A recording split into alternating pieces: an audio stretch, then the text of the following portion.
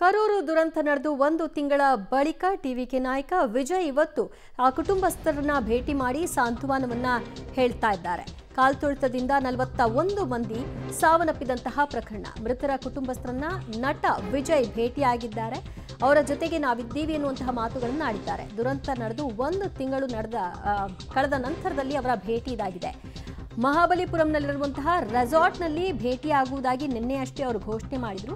ಕರೂರಿನಿಂದ ಒಟ್ಟು 37 ಕುಟುಂಬಗಳನ್ನು ಅವರ ರೆಸಾರ್ಟ್ಗೆ ಕರೆತಂದು ಅಲ್ಲಿ ಅವ್ರನ್ನೆಲ್ಲರನ್ನು ಭೇಟಿ ಮಾಡಿ ಅವರಿಗೆ ಸಾಂತ್ವನ ಹೇಳ್ತಾ ಇದ್ದಾರೆ.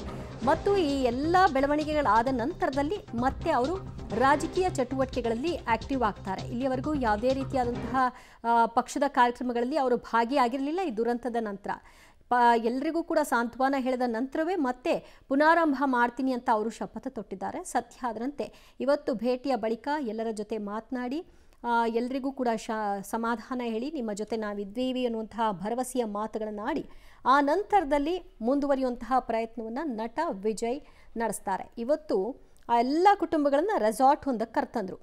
ಎಲ್ಲೆಲ್ಲೋ ಭೇಟಿ ಆಗೋದು ಮತ್ತೆ ಗೋಜ್ಲಾಗೋದು ಬೇಡ ಅನ್ನೋ ಕಾರಣಕ್ಕೆ ಅದನ್ನು ಒಂದು ಪ್ರೈವೇಟ್ ಜಾಗಕ್ಕೆ ಕರೆದುಕೊಂಡು ಹೋಗಿ ಅಲ್ಲಿಯೇ ಭೇಟಿ ಮಾಡುವಂತಹ ವ್ಯವಸ್ಥೆಯನ್ನು ನಟ ವಿಜಯ್ ಮಾಡಿದ್ದಾರೆ.